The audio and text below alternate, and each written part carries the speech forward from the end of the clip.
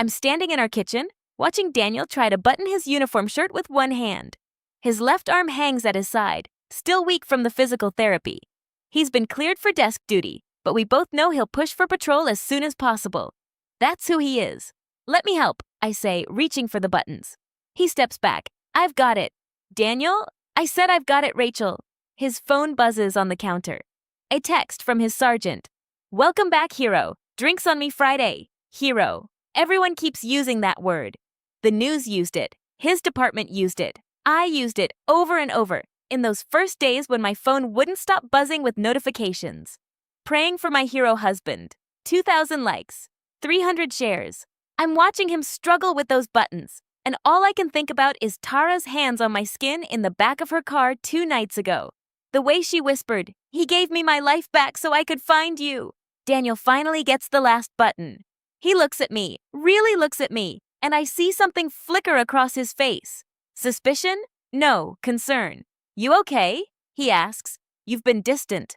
I force a smile. Just tired, long shifts. He nods, accepts it, because Daniel always accepts what I tell him. He trusts me completely, trusted me. God, I don't even know what tense to use anymore, but I'm getting ahead of myself. Let me tell you how I became this person. How I destroyed a man who took a bullet to save someone else, while I sat safely at home watching Netflix.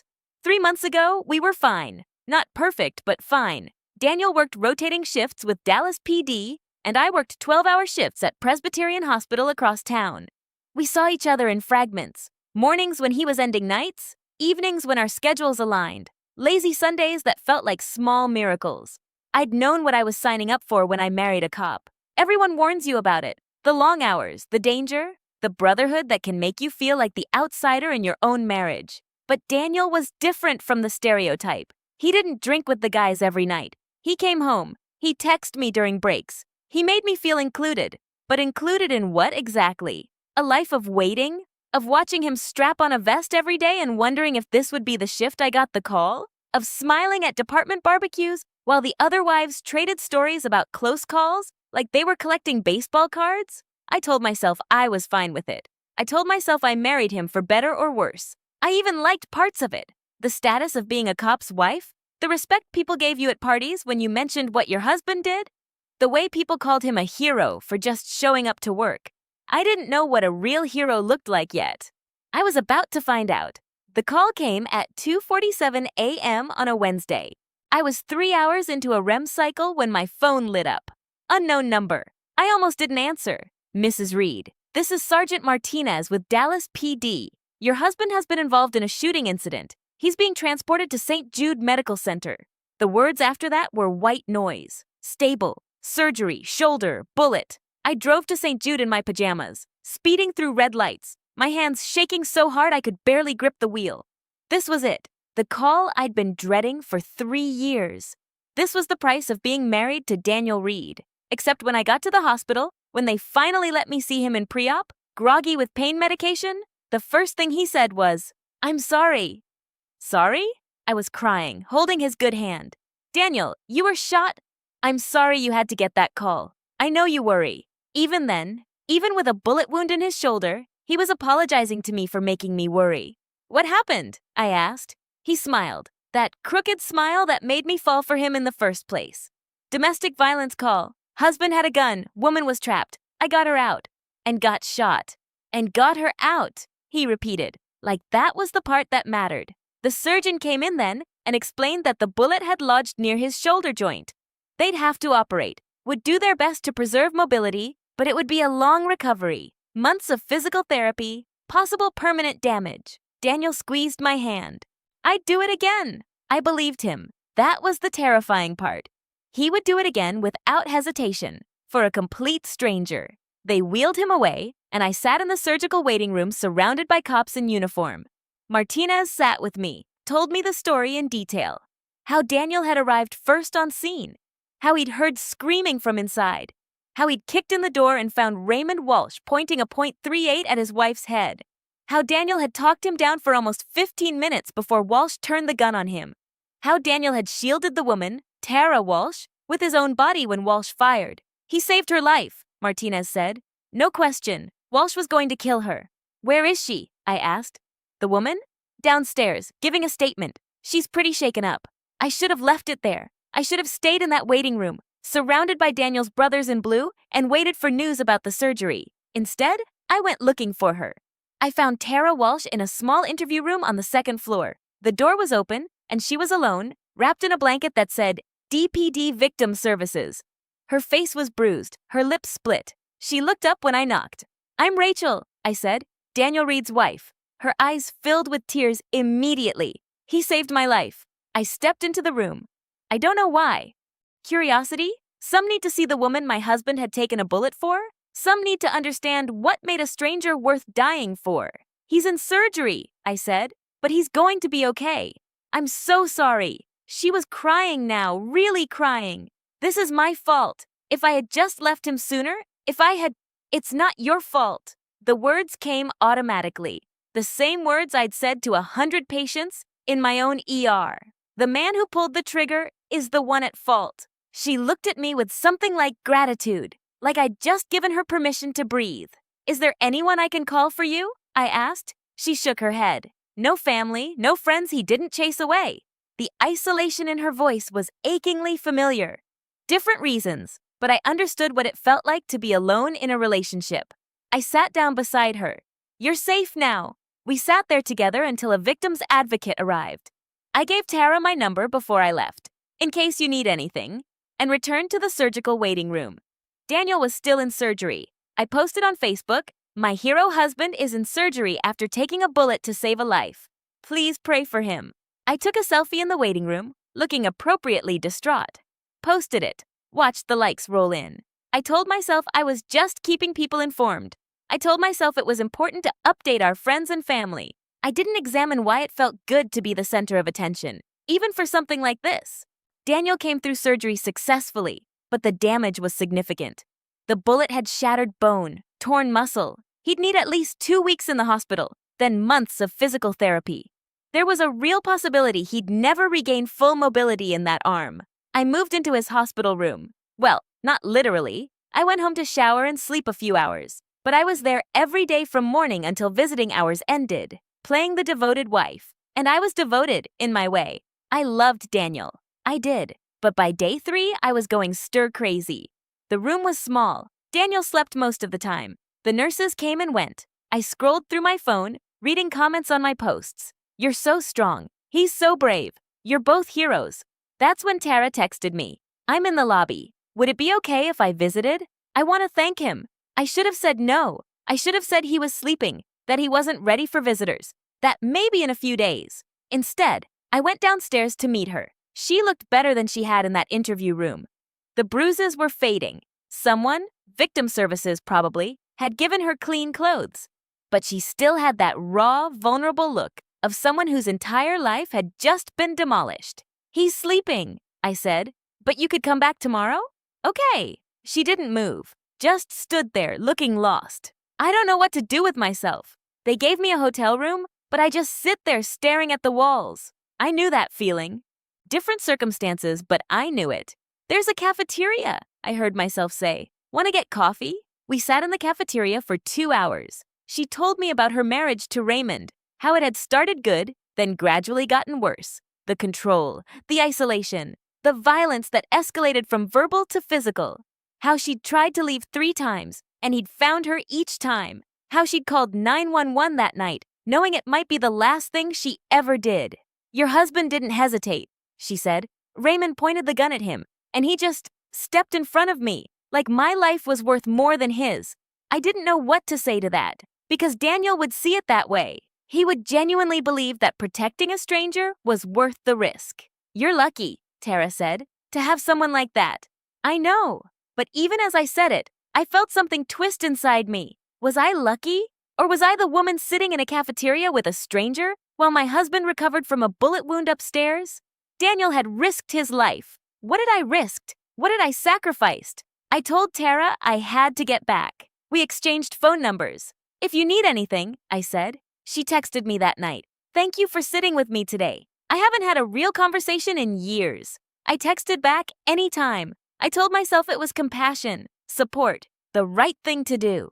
Daniel's recovery was slower than expected. Infections set in on day 5. His fever spiked to 103, and they had to take him back to surgery to clean out the wound. Another 3 days of intensive antibiotics. Another round of worried posts on social media. Another wave of sympathy and likes. Tara and I texted daily. At first, it was updates about Daniel. She'd ask how he was doing. I'd tell her about the infection, the second surgery. But gradually, the conversations shifted. She'd tell me about the hotel room, the victim advocate meetings, the restraining order hearing against Raymond. I'd tell her about my job, my frustration with the hospital bureaucracy, how tired I was of sitting in that room watching Daniel sleep. "You can't even talk to him about it," she wrote. "He's the one who got shot." "Exactly," I wrote back. "Everyone treats me like I'm supposed to just be grateful he's alive. But you're going through something too." No one else had said that. Not Daniel's sergeant, not my co-workers, not the other cops' wives who stopped by with casseroles. They all wanted to talk about Daniel's heroism. None of them asked how I was doing, beyond the perfunctory "holding up okay?" Tara asked. Tara listened. On day 7, she came to the hospital. Daniel was awake, lucid for the first time since the second surgery. I introduced them properly. "Officer Reed," Tara said, and her voice broke. "I don't know how to thank you." Daniel smiled, still groggy. "Just glad you're safe." "How are you doing?" They talked for a few minutes. Her thanking him deflecting, the way Daniel always did with praise. Then he got tired, and Tara said she should go. "Rachel, want to walk me out?" she asked. We went down to the lobby together. She was quiet in the elevator, and when we got outside, she turned to me. "Can I tell you something?" "Of course." "I feel more connected to you than to him." She looked embarrassed. "Does that sound crazy? He saved my life, and I'm grateful. But you're the one who's been there for me these past few days. You're the one who listened." I felt something shift in my chest, a warmth I hadn't felt in a long time. "You're not crazy," I said. She smiled, and it was the first time I'd seen her really smile. "I'm staying at the hotel for another week. Victim Services is paying, but I'm going stir-crazy. Would you want to, I don't know, get dinner sometime? When you're not at the hospital?" I should have said no. I should have recognized what was happening, but I was so tired of that hospital room, so tired of watching Daniel sleep, so tired of being the devoted wife for an audience that would forget about us in a week. "I'd like that," I said. We met for dinner 2 nights later at a chain restaurant near her hotel. Nothing fancy. Tara ordered a burger. I ordered a salad I didn't eat. We talked about everything except Daniel and Raymond. She told me about growing up in Oklahoma, about wanting to be a teacher before her marriage consumed everything. I told her about nursing school, about how I'd thought I'd wanted to work in pediatrics, but ended up in emergency medicine instead. "Do you like it?" she asked. "I don't know anymore. It's just what I do." She reached across the table and touched my hand. Just a brief touch, but I felt it like electricity. "You deserve to do something you love," she said. We were quiet for a moment. Her hand was still close to mine on the table. "Can I ask you something?" she said. "And you can tell me it's none of my business." "Okay. Are you happy with him?" I should have pulled my hand back. Should have said, "Of course I am." Should have defended my marriage. Should have remembered that my husband was in a hospital bed recovering from a bullet wound he took to save this woman's life. Instead, I said, "I don't know." That's when everything changed. Not that night, not in that moment, but I'd opened the door and I couldn't close it again. Daniel started physical therapy on day 10. I'd sit in the room watching him grimace through exercises, watching the therapist manipulate his damaged arm, watching him push through pain that made him break out in a cold sweat. "Good work today," the therapist would say. "Thanks," Daniel would reply, exhausted. Then I'd go downstairs and text Tara. "PT session done." "He's in so much pain." She'd text back, "You're so strong for being there for him." But I wasn't being there for him. Not really. I was physically present, but emotionally, I was somewhere else. Somewhere with a woman who looked at me like I mattered, like I was more than just the hero's wife. We met for coffee on day 12. In my car in the parking garage because she didn't want to be seen in public yet. We sat in the front seat talking for an hour. About her trauma, about my loneliness, about how strange it was that something so terrible had brought us together. "I keep thinking," she said, "that maybe this happened for a reason. Like, Raymond was awful, but if your husband hadn't responded to that call, I never would have met you. I knew it was wrong. I knew she was processing trauma in unhealthy ways. I knew I should recommend a therapist, should create boundaries, should remember who I was and what I owed Daniel. Instead, I said, maybe you're right. She kissed me then. Or I kissed her. I don't remember who moved first. I just remember the way my heart pounded, the way the windows fogged up, the way she whispered, "I've never felt this way about a woman before." "Neither have I said. We kissed until my phone buzzed. Daniel texting. "Where'd you go? Nurse said you left." "Just getting coffee," I texted back. "Be right up." I looked at Tara. Her lipstick was smudged. Mine probably was too. "I should go," I said. "Will you come back?" "I shouldn't." "But will you?" I went back. That night, after visiting hours ended, I met her in her hotel room. I'm not going to detail what happened in that hotel room. You can imagine it, and anything I say will either sound like I'm romanticizing it or making excuses for it. The truth is, somewhere in the middle. I wanted to be there. I made a choice to be there. And I told myself it was different because she was a woman, because my marriage to Daniel had been strained anyway, because this was about connection and understanding, and something that had nothing to do with him. But it had everything to do with him. He was the reason I met her. He took a bullet so she could be safe, and she thanked him by sleeping with his wife. I thanked him by betraying him in the parking garage of the hospital, where he was learning to use his arm again. We were connected by tragedy, I told myself. This was bigger than ordinary rules. This was about two people finding each other in the aftermath of trauma. I told myself a lot of things. Daniel was discharged on day 14. His arm was in a sling. He still couldn't raise it above shoulder height. The doctor said he'd need months of outpatient therapy, maybe surgery again if the mobility didn't improve. I drove him home, helped him into the house, set him up on the couch with his medications and the remote control. He looked small in a way I'd never seen before, diminished. "Thanks for everything, Rach," he said. "I know this hasn't been easy on you." "It's fine," I said. "I'm just glad you're home." My phone buzzed. "Tara, can I see you tonight?" "Who's that?" Daniel asked. "Just work." He nodded, accepted it. Why wouldn't he? I was his wife, his partner, the person who'd sat by his bedside for 2 weeks, the person who'd been fucking the woman he saved every night for 4 days. I texted her back, "Not tonight. He just got home. Tomorrow then? I'll try." I went to see her the next night. Told Daniel I was picking up an extra shift. He didn't question it. He was asleep on the couch when I left, pain medication pulling him under. Tara and I spent 3 hours in her hotel room. She cried about Raymond, about her fear that he'd find her even though he was in jail awaiting trial. I held her, comforted her, told her she was safe now. "Because of Daniel," she said. "He gave me my life back." "He gave us both something," I said, not even sure what I meant. She kissed me. "I don't want this to end." "It has to, eventually." "Why?" I didn't have an answer for that. Or I did, but I didn't want to say it out loud. Because I was married. Because this woman was deeply traumatized. Because I was using her trauma to justify exploring feelings I'd been suppressing for years. Because my husband took a bullet for her and deserved better than this. "Let's not think about it tonight," I said. The next week was a blur of deception. I'd spend days with Daniel, driving him to PT appointments, helping him shower, cooking meals he barely touched because the pain medication killed his appetite. Then I'd claim I had to work nights, or that my mom needed help, or that I was meeting a friend, and I'd go to Tara.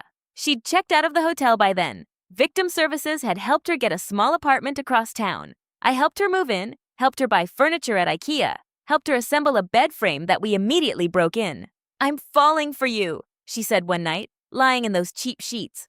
"Tara, I know, you're married, but I can't help it. These past few weeks, you're the only good thing." I should have ended it then. Should have said this was just trauma bonding, that she needed therapy, not an affair, that I was married to the man who saved her life. Instead, I said, "I'm falling for you too." I believed it in that moment. That's what made it so easy to keep lying to Daniel.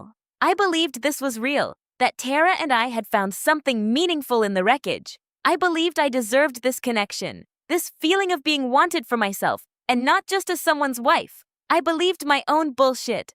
Daniel was getting better. Slowly, painfully, but better. He could lift his arm to shoulder height now, could button his own shirts, could drive. He'd been cleared for light desk duty and was desperate to get back to work. "I'm going crazy sitting at home," he told me. "I need to feel useful again." "You are useful. You saved someone's life." He shrugged, winced at the movement.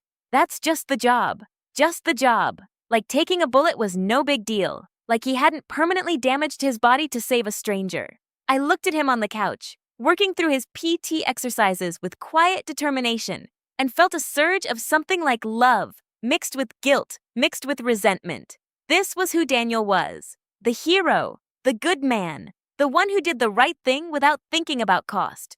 And I was the villain in his story. I just didn't know if he'd figured that out yet. My phone buzzed. Tara. When can I see you? I'd seen her the night before, and the night before that. We were getting sloppy, too comfortable. She'd started texting me during the day, calling me when she knew Daniel was home. Work again? Daniel asked. I nodded. Staffing shortage. You've been picking up a lot of shifts lately. Bills to pay, medical bills.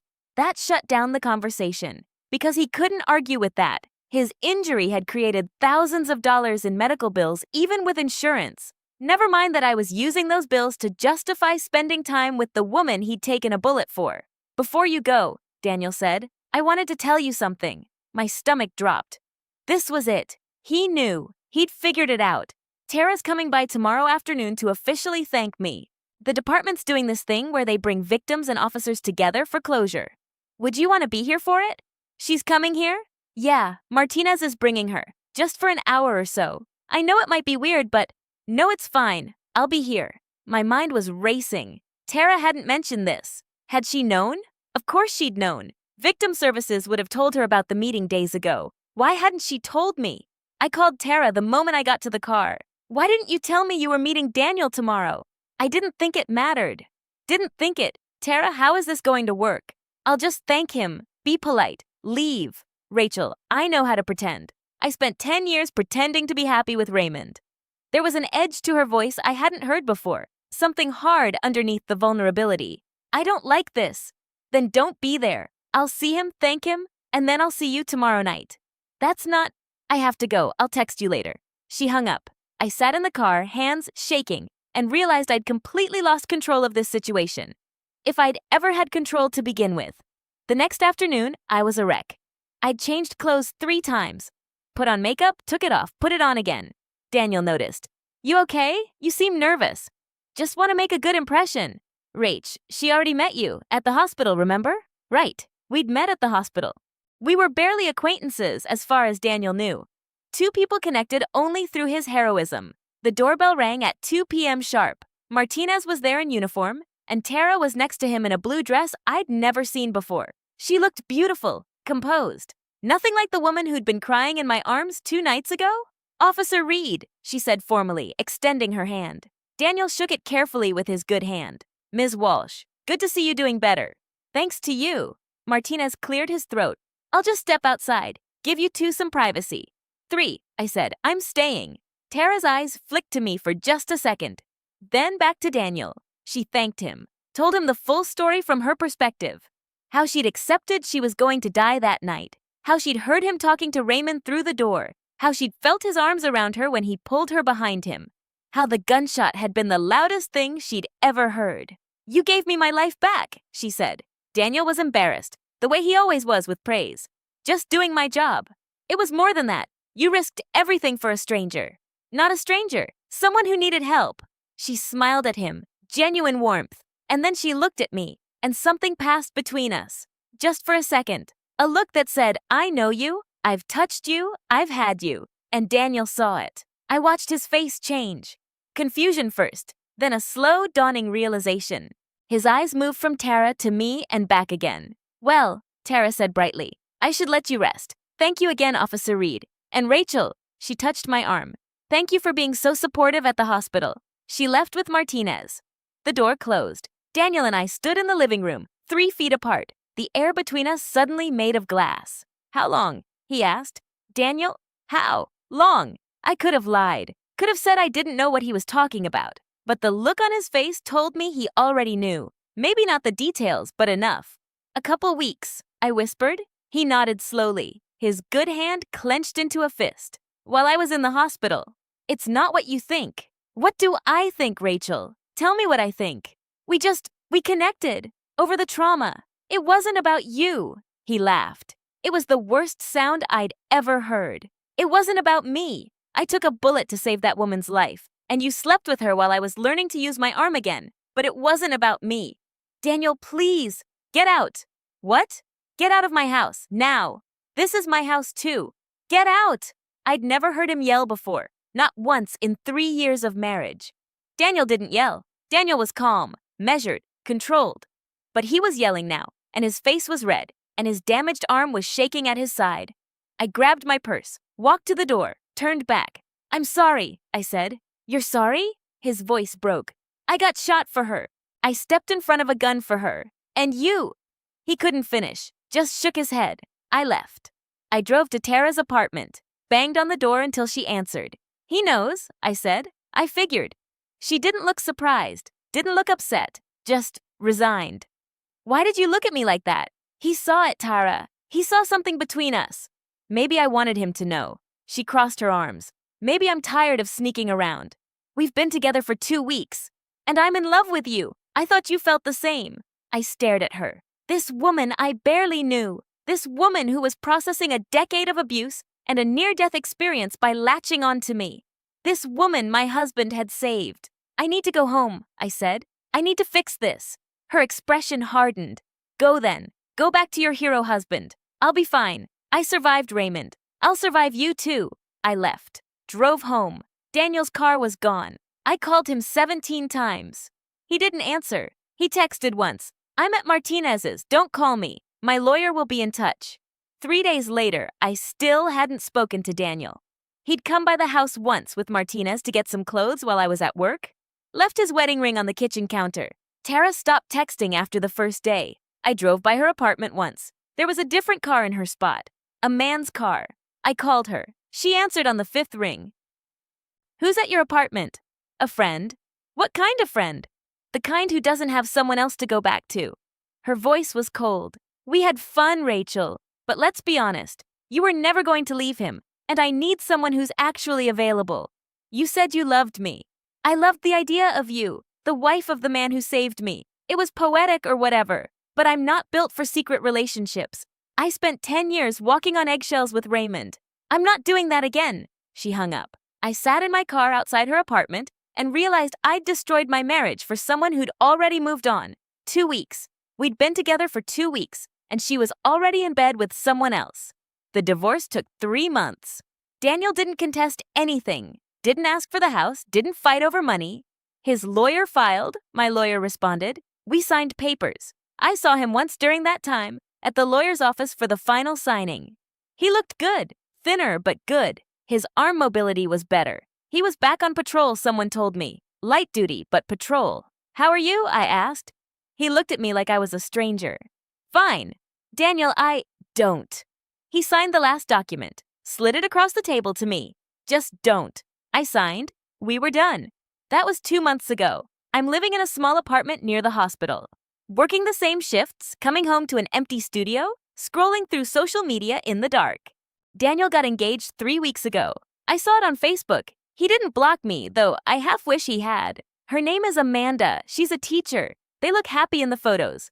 Genuinely happy. He's smiling in a way I never saw in our last year of marriage. She has no idea who I am. To her, I'm just the ex-wife. Some woman who didn't appreciate what she had. She's not wrong. Tara's social media is private now, but mutual acquaintances tell me she's back with a man. Someone she met in a domestic violence support group. They're already talking about moving in together. 4 months after her husband almost killed her, she's moved on completely. Meanwhile, I'm alone. Not because I haven't tried. I've been on a few dates, downloaded the apps, made the effort. But it never goes anywhere. Because halfway through drinks, I remember the look on Daniel's face when he realized what I'd done.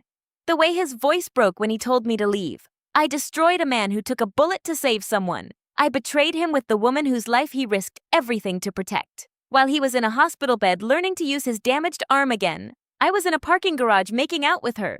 While he was fighting through pain medication and infection and physical therapy, I was lying about working extra shifts so I could spend nights with her. I took the most heroic thing he'd ever done and turned it into the worst thing that ever happened to him. People at work know the story. Hospitals are small worlds. Someone's cousin is a cop who knows Daniel. Someone else saw Tara and me at a restaurant. The whispers started, then stopped, then started again when the divorce went through. Now people just avoid the topic. Avoid me when they can. I went by the house last week. Our house. His house now. There was a woman's car in the driveway. Amanda's car. She's already moved in. Already taken my place in the home Daniel and I bought together. I sat in my car across the street and watched the lights come on in the kitchen. Saw silhouettes moving behind the curtains.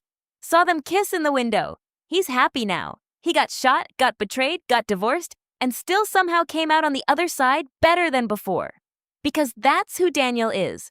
The hero, the good man, the one who survives and recovers and finds someone who actually deserves him. I'm the villain in his story, the cheating wife, the woman who slept with the victim he saved. The punchline to a dark joke told at cop bars. Remember Reed? Took a bullet for that woman, and his wife fucked her while he was in the hospital. I want to say I've learned something. I want to say I've grown, that I understand myself better now, that I know I have issues with commitment and attention, and my own sexuality that I need to work through. But the truth is simpler and uglier than that. I wanted to feel special. I wanted drama and intensity, and someone who looked at me like I was the center of their world. I wanted to be more than the hero's wife. So I took the most meaningful thing Daniel had ever done, saving a woman's life at the cost of his own safety, and I made it about me. Tara was processing trauma by transferring her gratitude from Daniel to me. I was processing loneliness by convincing myself it was love. We used each other. We used Daniel. And when it fell apart, we both moved on to new people while he was left holding the pieces of a marriage he thought was solid. He saved a stranger's life without hesitation. And I destroyed our life without thinking about the consequences. I can't take it back. I can't fix it. I can't make it right. Daniel's arm will never be the same. He'll always have limited mobility, always have that scar, always have phantom pain when it rains. He carries that bullet for the rest of his life. And I carry this, the knowledge of what I did, who I am, what I destroyed. He saved someone. I betrayed him. That's who we are. That's who we'll always be. I have to live with that now.